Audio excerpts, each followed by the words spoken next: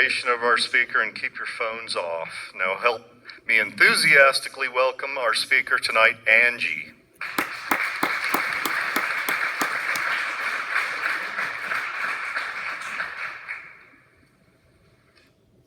My name's Angie and I'm an alcoholic. I guess I'll start off with the set-aside prayer. God, please help me set aside everything I think I know about myself, about my disease, the 12 steps, and especially you, so I can have an open mind and a new experience of all these things. Please help me see the truth. And for the love of God, do not let me say the F-bomb at the podium tonight. Because I still care what people think, and Mike Bennett, I don't want you to get mad at me, so he's in the back, okay. Welcome, Jesus. I saw you at your first meeting. Welcome back. Please do not wait for him to ask you to sponsor him. Please go 12-step him. That's what happened to us, and that's what happened to me. We got invited into these rooms, and somebody 12-stepped us. So please don't wait for him to ask you. And for our old-timers that are sitting in relapse row, Rick and Greg, please 12-step them too. They might be on their way out. Kidding. I get anxious when I stand up here, not because I'm nervous to speak or anything, but just, I don't know, my heart just starts pounding for no reason. So I gotta make fun of everyone in the room to work through it. So I was sitting in a therapy appointment this morning. I see a EMDR therapist, and before I'll get into the story, some people that know and love me know that, over the last few years of my sobriety, they've seen me get really free from self-reliance, but they've also seen me suffer from self-reliance. And I've been in one of those phases where I'm kind of suffering from self-reliance right now. And I was meeting with my EMDR therapist, who's AA and Al-Anon, and she asked me to consider saying no to everybody for the next week. And so Mike Bennett texted me this morning and said, do not say the F word at the podium. And I said, no, I'm not going to do that. I'm just kidding. I didn't do that. I'm just poking fun at him. But anyways, okay, what was it like? I don't know. It's hard to say. Like my fifth year of sobriety will be May 9th. So next Thursday, I'll celebrate 5 years of sobriety, and my story about what it was like has changed through the process of making amends and having some shifts in my perception about my childhood and things like that. And so what I used to share about my story isn't necessarily true. It's not that the events in my childhood have changed, because they haven't, but it's just that my perception of the household that I grew up in is starting to shift a little bit. And I've had some really cool experiences with making amends. I remember sitting on my sponsor's couch, probably 2 or 3 years of sobriety, and I was really just irritated with my biological father. And for whatever reason, I started going off. And I was like, I have nothing in common with that junkie from Detroit. And if you guys know my story, that's exactly what I have in common with my biological father, That's exactly, And, but, I hear a lot of people's stories in these rooms, and this isn't my story to share, but somebody I love shared a story about something that happened in his family dynamics, and it prompted some curiosity in me. And so about a year after that experience of, I've got nothing in common with that guy, I'm never calling him, I don't owe him an amends, I picked up the phone and I called my biological father, and I get a story about what happened between him and my mom that is vastly different than the story that I grew up with. And it's crazy because I've had these reoccurring issues in relationships that largely stem from childhood issues that really drive some of these defects of character in my relationship, and it got healed on one phone call with one willingness to pick up the phone and to do something different that day. And I discovered that the stories that I grew up with are sometimes not always correct. And I've done a lot of therapy too, and I'm grateful for my EMDR therapist right now. And but the story of my childhood is like my mom worked really hard, and she was really stressed with two kids that didn't have a father. And she did anything in her efforts to maintain a household for us. And although I didn't like my mother's symptoms, my mom did work really hard to keep food on the table and a roof over our head. And she was a pretty young mother when she had me and my brother. And the backstory of my mom is really important. That brought me to a place of being amended in some of my relationships. But alcoholism was very prevalent growing up in my household. Dysfunction was pretty prevalent. There was a lot of abuse. But I also know from getting to know my family's story is that the abuse that I endured was far less than the abuse that they endured. And so some healing has happened from family member to family member. And so I used to share my story in hopes that you guys would all feel sorry for me, and it would make perfect sense why I've been such a scumbag for all these years. And, and it's funny because like that word narcissism gets thrown around a lot. And for men, it's kind of like controlling and arrogant. But for women, narcissism is in being the superior victim, and that's how a woman like really, the self-reliance with like the narcissism is in that victimhood. When I was 10 years old, my first addiction was your approval. I played characters so that you guys would like me. I pretended to be somebody that I wasn't. I grew up telling people that I grew up on the same street as Slim Shady, which wasn't true at all. But I grew up in Detroit. I didn't grow up on the same street as Eminem, but I had some addiction issues before I took a drink. I believe I was suffering from untreated alcoholism, and the book describes it perfectly. On page 52, it says, to ask ourselves why we shouldn't apply to our human problems the same readiness to change our point of view. Were we having trouble with personal relationships? We couldn't control our emotional natures. We were a prey to misery and depression. We couldn't make a living. We had a feeling of uselessness. We were full of fear. We were unhappy. We couldn't seem to be of real help to other people. Was not a basic solution of these bedevilments more important than whether we should see newsreel of lunar flight? Of course it was. And if you turn these statements into questions and ask yourself, am I suffering from these things? Like, I was suffering from lack of control over my emotional natures long before I took a drink. And I was told that on page 52 that this describes what untreated alcoholism is, and I have this in sobriety. I drank alcohol because it gave me relief from the insanity I was experiencing internally. And I didn't know that I was dying to take my first drink at 14 years old. I used to tell people that it was all the trauma that I went through. Like, that's why I drink. People would look at me and they're like, you're so smart, Angie. You make such great grades. We can't make sense out of why you do the things that you do. And I would look at my mom and I'd be like, I can't make sense out of it either. And if I was being honest, I would have actually said that to my mom. But what I usually said was some lie to make her stop asking so many questions about my behavior with alcohol. And I took my first drink at 14 years old. I ended up in my first treatment center at 17 years old. There's a lot that happened between then and 17. I didn't get sober at 17 for the first time, but I do remember hearing a story about an alcoholic for the first time, and it was in the form of my pediatrician. And I had been hospitalized for symptoms related to alcoholism. I was having pretty severe health problems, and I ended up hospitalized at 17, and I went to a follow-up appointment with my pediatrician, and he was the first person I ever told. I was like, I think I have a problem with drinking.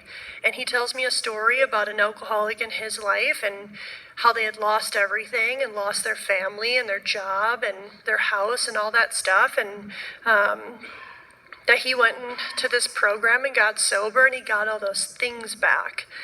And that's what I heard, is like, I heard the first story of somebody's alcoholism. And so I checked myself into my first treatment facility, and with really great intention, they gave me a whole bunch of medications, and I went home with 2 bagfuls of medications and to treat my symptoms. And they did treat my symptoms for long periods of time. But what happened to me between ages like 17 and 22, when I got sober for the first time, was the medication could no longer treat my symptoms. I was having this progressive problem that I couldn't make any sense out of. And I would wake up in the morning and I'm like, I'm not going to do this today. And my body was like, yes, we are. And I didn't know what I was suffering from. And so I would wake up in the morning and I would, I'm not going to do this today. I'm not going to do this today. And I would end up in the hospital and I would throw up white stuff, bile, and the doctors would say your body cannot metabolize alcohol anymore. And I didn't know that my body was rejecting what my mind was obsessed with. And my body is now failing me because of the amount of consumption of alcohol that I'm putting into it, but my mind is never having any relief. And so I got sober for the first time at 22 years old. I met a woman named Kelsey. She had a master's degree in addiction, and she died of untreated alcoholism. She sponsored me for about 3 years.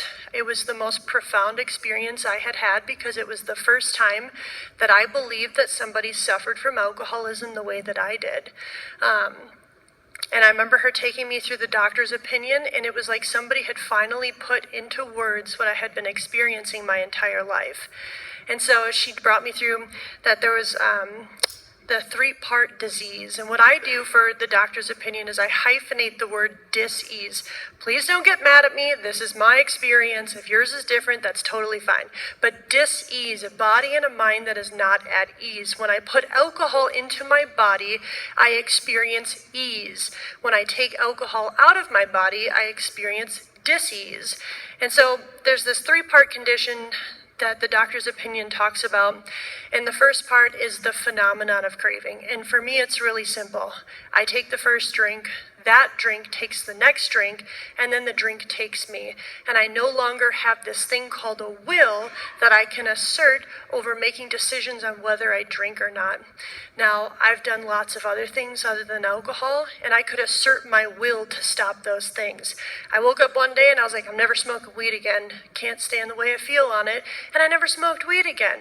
I couldn't do that with alcohol because I was addicted to it. I lost my ability to assert my will over this relationship I had with alcohol.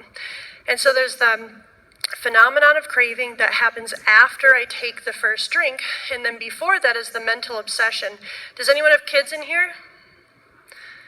So when they're toddlers, they're super annoying. I mean, we love them.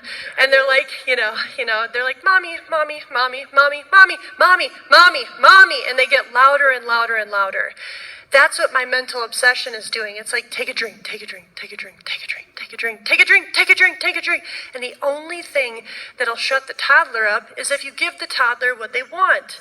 That's the same thing with my mental obsession. The only way I can shut the obsession off is to give it what it wants. So I have to take a drink to alleviate and relieve the insanity that I'm experiencing internally. And then before the mental obsession is something called a spiritual malady. I was suffering from that long before I put alcohol in my body. And for me, the spiritual malady is an internal separation. For me, it felt like I just didn't really fit in with the people around me. Some people say it's a God-shaped hole inside of them, that there's just something kind of wrong with me, and I can't figure out what that thing is. But for me, it's a separation that happens, that I'm severed from my spirit or my soul internally, and I just don't feel like I'm a real human being, that there's something wrong with me. And so the book, in the doctor's opinion, talks about this allergy. And I have allergies to cats. I couldn't really make sense of what the book was talking about. When I'm around a cat, my eyes turn red.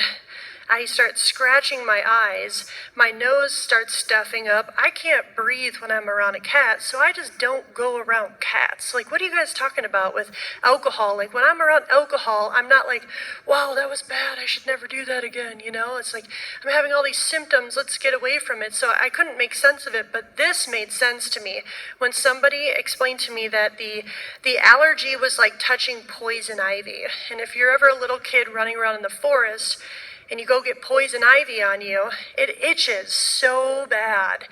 And like you get this red rash on you, and if you itch it, it'll spread all over your body and it just worsens your condition.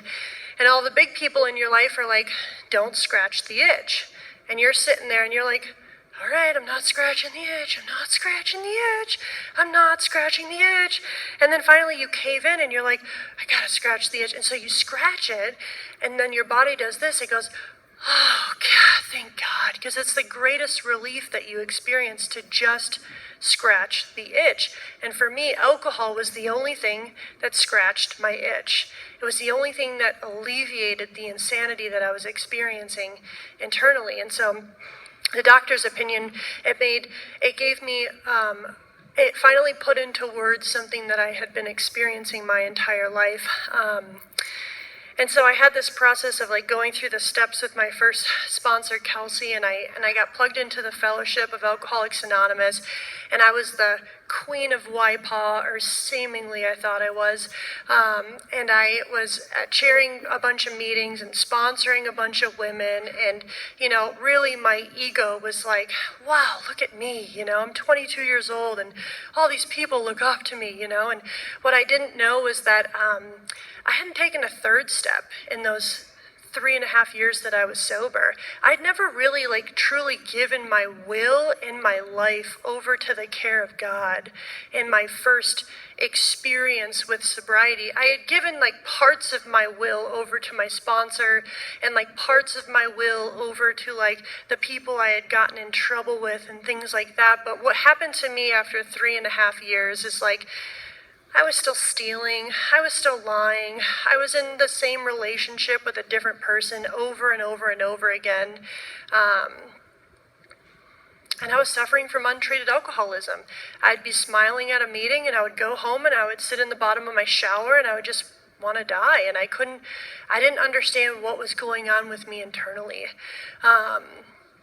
And I was really suffering, and I felt very alone, nobody could understand what I was going through. And I believe why I took a drink after 3.5 years was because I wasn't living an amended life. I hadn't really trusted or believed in anything other than myself, I have this mind that is aggravating me all the time, and I'm always talking to it, and it's always talking to me, and everything that it tells me to do, I do, and I never challenge it. And I got into one more toxic relationship, and I say that with some lightness because he wasn't the reason why that relationship was toxic. It takes two toxic people to be in a toxic relationship. I have never been in a relationship that was toxic that did not include toxicity on my side of the street. And that's part of my story that has changed. I used to think that it was all the guys that I dated. And I'll share about that in a little bit. But 3.5 years of sobriety, and I was dying for a drink. And I believe I took a drink because I hadn't finished my house cleaning. I never finished my 5th step, and I never truly did a 9th step. I was buying my own peace of mind at the expense of others. And I remember going to my boss one time, telling him that I had stolen from the company and that I was taking money, and I did it because I wanted to feel better. But I wasn't done stealing. I was going to self-checkout and I was still stealing every time I was there. And the funny thing about that is we think we're so cool stealing from the place and we're never going to get caught, but I bet you put your phone number in when you self-checkout and they track you on that. If you put your phone number in and you're stealing on camera, they've got your name associated now with you stealing. So you got to get the discount and you got to steal from the store. And it's stuff like that. I never thought about that when I was stealing it because I thought I was so cool. And so I was making amends for stealing while I was still stealing. I was in the same relationships, playing the same characters and the same roles. And I got drunk again, and I went straight back to hell. I mean, straight back to hell. And in fact, it got worse. And I drank for, let me think, 2 or 3 years after I got drunk. And I would wake up every day and I would beg God to prevent me from drinking that day. And there was nothing that I could do to stop the train from like going off the deep end, And I woke up one day and I'm deep in my alcoholism, and I've got a child at home that I'm taking care of, and I've got a guy in my house that's smoking meth and fentanyl, and we're fist fighting in the house, and I'm like losing my mind with rage and sadness, and I'm taking all these meds from the psychiatrist because they're like, it's just postpartum depression. You just got postpartum depression. And so I'm getting all these psychiatric meds, and I'm not getting better. I'm not improving. And what I'm not telling people is that I'm drinking again. And people are watching the train go off the tracks. They all know that I'm drinking, but in some delusion in my head, I think that they don't know. And I had been sponsoring women, and I was in YPAW, so I'm under the impression that I'm helping people. So I'm 12-stepping people while I'm drunk on my phone, trying to carry them. I'm reading the big book while I'm drinking. And I'm like, well, normal people drink for the effect produced by alcohol. They do that too. And so eventually what happens is like the issues that I was having in relationships at that time drove me straight back to my mother's house. Man, and I remember making amends to my mom. I was like 23 years old, and part of my amends was like, I'm not moving back in with mom. And I meant it when I said that. Like, I meant that I was going to be responsible, and I was going to grow up, and like my mom wasn't going to have to like flip the bill on everything anymore. And now I'm 27 or maybe 28 years old, and I moved back in with my mom, and I've got nothing, and I've got a child that I can't take care of, and I can't leave her. And I go back to my mom's house, and what happens is I steal a check. And it's not the worst thing I've ever done. I stole a check that was already cashed, and I cashed it again. And that's not the worst thing, Yeah, I know, it's funny, right? And I overdrafted my bank account and all that stuff, which I don't care about because I'm getting drunk and I just need the $200. But they noticed the check was gone. And in my head, they're not going to notice that. And they confront me and they sit me down, and my mom's voice is shaking. And she confronts me. I'd been living in her house for 3 months, and I look pale, and she knows something's wrong with me. And so she confronts me, and I admit that I'm drinking again. And so I go to a treatment, and I go to a detox program, and the whole family comes to visit on, family day. And then I come home and I start drinking again. And then I go back to treatment a month later, and I'm never going to do that again. Never going to do. And let me tell you this, when I was 28 years old, I had been to treatment over 24 times. I had been to detox at least 30 times by the time I was 28 years old. And so I would go to detox and I'd be like, I'm never going to do this again. I'm never going to do this again. And I went the second time, I'm never going to do this again. And I meant it. I meant it with everything in my heart. And I got home and I immediately start drinking again. And then finally I go for a third time, and they're not coming to family day anymore. My parents aren't showing up there, and so I go to that detox program, and I remember sobbing uncontrollably. This is when the first step happened to me. It's when I was surrendered. The first step isn't something that happened between me and my sponsor. It wasn't something I read out of this book. It was something that happened to me between me and alcohol. And what happened is I was sitting on that detox bed, and there's tears streaming down my eyes, and I knew I was going to do it again. And I started to get scared. And it was the first time I had been honest with myself. And I get a phone call from this lady named Linda, who I used to work with. We had a partnership, and she worked at a place called Nova in Oshkosh, Wisconsin.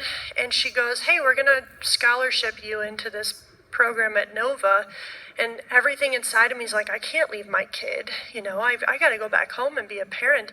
And I said yes, in spite of everything inside of me wanting to say no.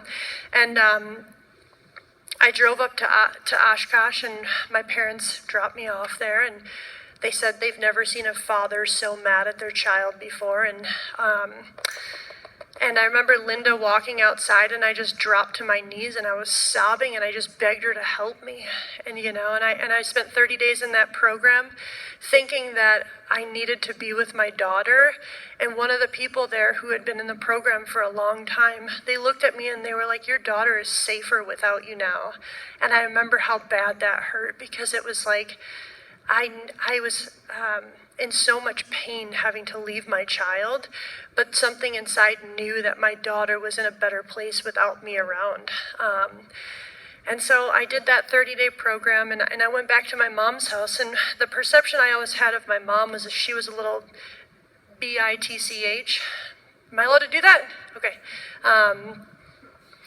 I couldn't stand her. She was so mean and controlling. She always told me what to do, bossed me around. And I got home, and after that 30-day program, and something started to happen to me internally where like the filter in which I was seeing life through started to come off. And what I noticed about my mom was that she wasn't mean and controlling. It was that she was scared to death of me. And when I walked in that door, her fear and anxiety were trying to manage my sobriety so that she could feel better, because one more time my mom was waiting for a phone call that she was going to have to bury her child, and we have a friend that just had to, is about to bury their 18-year-old daughter because of a drunk driver that just killed his daughter, and it's not far-fetched. My dad's a Milwaukee police officer. He got me out of a lot of trouble when I was growing up, but there was a lot of times where he took phone calls waiting to find out if I was involved in something, or somebody killed me, or I killed somebody else. And the amount of fear that I instilled in my family is parent abuse, in my opinion. I used to think that my parents were so abusive towards me until I started to see things from like a different perspective, and I realized that, I was abusing my parents, I loved being homeless. I loved sleeping on the bench at the cemetery a block from my parents' house. It was freedom. It was exhilarating. No one was telling me what to do. And it was only a problem when I needed money from somebody, so I'd call up my family and be like, I'm homeless. You're not going to help me? There was nothing wrong with me being homeless besides the fact that I needed something from you. And that's narcissism, And like everyone throws that word around, but like no one's willing to say like, I suffered from narcissism for periods of time in my life, And so I came home and I realized that my mom wasn't what I thought she was. She was just scared to death of me, and she had every right to do that. And I remember feeling like the weight of the world was just on my shoulders. And 3 months into my sobriety, I'm ready to say goodnight, I was suffering from untreated alcoholism. I got really suicidal. The only way out was to leave, because I couldn't fathom taking another drink again, but I could not breathe another breath of sober air. And I was sitting in AA meetings with all these people, and these people would get up there and share these really happy stories about all the times that they drank. And I'm like, why'd you get sober then? And I'm just like, God, for the love of God, shut up. And like all these people at the meetings were like, oh my God, a newcomer, we're so happy to see you. And I'm dying on the inside. So I'm like, if you don't get away from me, and I'm like so fueled with rage. And now I'm like those peppy girls that are like, oh my God, you're a newcomer. Come on, sit down by us, And the roles reversed. But, I was just like, I was really dying from untreated alcoholism. And I remember a story that a guy shared from a meeting 7 years before that, in my opinion, had nothing to do with alcoholism, but that, and it had everything to do with alcoholism. So I pick up the phone and I call him and I'm like, hey, I remember that story you shared about your kid, and, I need your help being a good mom, because I felt like that was the problem, is that I just needed to learn how to be a good mom. And this guy wasted no time talking crap to me and goes, why don't you treat your alcoholism? And I was like, I need help parenting. What does that have to do with alcoholism? And he wasted no time. He started taking me through the 12 steps and 12-stepping me. He didn't ask my permission. He knew that my alcoholism wasn't going to ask my permission to take me to another drink. It was going to take me. And so he wasted no time 12-stepping me and sharing a solution that was very painful to listen to as a newcomer. And I learned some pretty heavy truths about myself at a very early part of my sobriety when I was like on the brink of like, we gotta go, and he just kind of dug the knife in. That's what it felt like. It's like the 12 steps feel like an exorcism. At least that's what it felt like to me, that someone was kind of just ripping the demons out.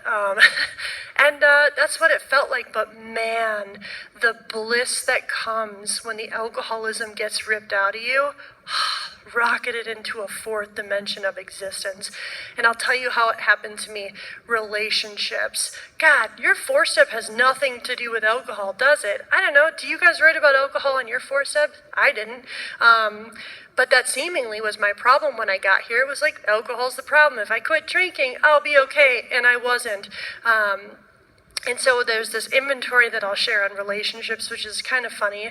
I don't know if you guys will laugh or not, but there's this packet online that says, 7 areas of self, and it's the Jaywalker inventory. You can find it online. Some sponsors use it. Some people do it out of the big book. Doesn't make a difference as long as you're going to do it. And at this point, I had learned that I had been playing some roles in relationships, and for me it was the princess, the bitch, and the whore. And so I was playing these characters in my alcoholism, and they were the roles in which I play God. And so we start writing out this inventory, and there's a bunch of different guys that I dated, and they're all toxic, and they're all the problem, and these are all the amends that they owe me. And the guy cheated on me, he lied to me, he stole my car, popped all my tires, he stole all my psych meds, what else did he do? He did a lot of stuff. That's all I can think of right now. But then you get down to 7 areas of self, and 7 areas of self is an accounting of my alcoholism, which is not my higher self. It's the sickness that lives inside of me, the spiritual sickness. And in my 7 areas of self, we get down to the truth about how I really think about people. And this sponsor was really good at helping me be more truthful about the hate that was inside of me. So 7 areas of self is, I'm the greatest girlfriend this guy's ever had. And then pride is, he should see that I'm the greatest girlfriend that he has ever had, And then ambition, I want all of this guy's time and attention. Security, I need all this guy's time and attention to be okay. Personal relationships, real boyfriends do what I tell them to do when I tell them to do it. And my sponsor looks at me and goes, that's not a relationship, that's imprisonment. And then I realized that I had been taking hostages, that I wasn't in a relationship based on love and, care for another human being. I was in this relationship for what you could provide me for because I'm selfish and self-centered. And I have assigned you the role of providing me with what I think that I need, and you're not living up to your role right, so now I got to resent you for that. And in fact, the weird part of that is I'm not even living up to my own role because my role changes on a daily basis, and you got to keep up with the changes that are happening in my mind. So you get it, the insanity goes on and on. So anyways, the end of this inventory is like, it's a bridge between the 3rd column and the 4th column. And the bridge is, I am responsible. Responsible for what, Well, the inventory was ours. That's what it says. Searching and fearless moral inventory of ourselves. Wait a minute, I just wrote about him. What are you talking about? So the bridge that happened was my sponsor looked at me and asked me, what was it like for him to date you? I was like, clearly you didn't hear the story, You didn't hear me, did you? He cheated on me with hundreds of people. Are you really picking sides right now, sponsor? That's unhealthy. And my sponsor goes, what was it like for him to date you? And this weird thing started to happen where I started to see from his perspective what it was like to date me, and then the 4th column writes itself. And the 4th column is my inventory. Well, he had to walk around on eggshells around me because I have anger and rage problems, and I'm stressed all the time, and I'm super unhappy, and so I'm always taking out my unhappiness on everybody else around me. I'm always slamming doors in the house and yelling at everybody. And like the list just goes on. It was an incredibly unpeaceful time for that guy to be in the home with me, you know? And I was so focused on what he was doing that I couldn't see my own defects of character. And so I got launched into this practice of like learning about my own defects of character, that it wasn't that I was in a toxic relationship, it was that I was a toxic woman. And I would cheat on him all the time. And I'm like holding up scorecards. Well, his side is worse. We're not going to look at my side. His side is really bad. Well, if he hadn't have done that to me, I wouldn't have done it to him. And so the inventory revealed to me a new perspective about the resentments that I had. And it was that I had some work to do on myself and on my character. And if that work doesn't get done, I don't get to stay sober, and I surely don't get to stay sane. And when I had this experience of doing inventory, it was like the relationship with my mom, this cold-hearted bitch that I had grown up with for 17 years. My sponsor's asking me, what high school did she go to? What's her favorite color? What does she like to eat? I can't answer any of these questions. What do you mean? You lived with her for 17 years and you don't know anything about your mom? And I realized that I lived with a woman and I hated her and I knew nothing about her. And when I sat down and I made amends to my mom, and the first thing was I'm going to make amends to my mom, right? Well, the first thing to do is to move out of her house. You can't just make amends to your mom and then live off of her. So I had to move out of my mom's house before I made amends. I had to show her that I could be responsible and take care of my daughter and things like that. And that was the first step. And then I sat down with her about a year into sobriety and I made my formal amends to her. This is what I did. This is how I imagine that you felt. And this is what I'm willing to do in our amended relationship to make up for those things that I did. And I asked my mom to tell me her story. And this woman tells me a horrible story about her upbringing and what happened in her home and what happened at my uncle's house when she left that home. And it made perfect sense why she found a sperm donor. I was like, oh God, I would have left that situation too. And it was I knew nothing about my mother. And I was almost 30 years old realizing that it's time to date my mother. I know that sounds so weird. But I had to date my mother, and I had to get to know her. What was her favorite song? What did she like to do? Things like that. And her symptoms seemed to be less abrasive to me because I could put a story behind the symptoms that I had always resented my mother for. And so, I don't know how we got off on that tangent, but 6 and 7, the inventory revealed my defects of character. I shared a fifth step that it was just I thought I was just going to go to the grave, and I did. For a lot of those things that I kept to myself in early sobriety, I remember being in an 8th step meeting, and something comes to my mind, and I'm like, I'm never telling my sponsor that. And I call my sponsor, and I'm like, I've got something, but I'm not telling you. But I've got it, Can't tell people because the big things are always finance, romance, and family. It's always those things for me. And so I'm and he's like, well, just pray for the willingness. And so the next day I'm out for a jog at Watson Lake and, minding my own business. And who's there? My sponsor. At Watson Lake, too. Well, are you going to say it? No, I'm not going to say it. So I scream at the top of my lungs because that's the only way I can get honest here is to, get the crap out.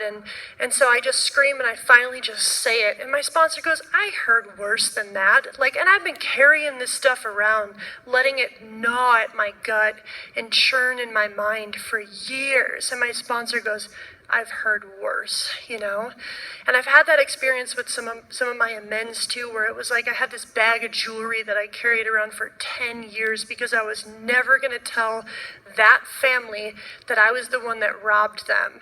I was never going to tell them. So I carried the bag of stuff around with me for 10 years. And when I finally sat down with the mother of my ex-boyfriend who had died from a fentanyl overdose, or maybe it was heroin, I made amends to her, and she met me with more forgiveness and love in her heart than I had ever anticipated. And I really am just really grateful for your guys' experience and for you guys telling me the truth about your alcoholism and like giving me permission to fall apart in these rooms.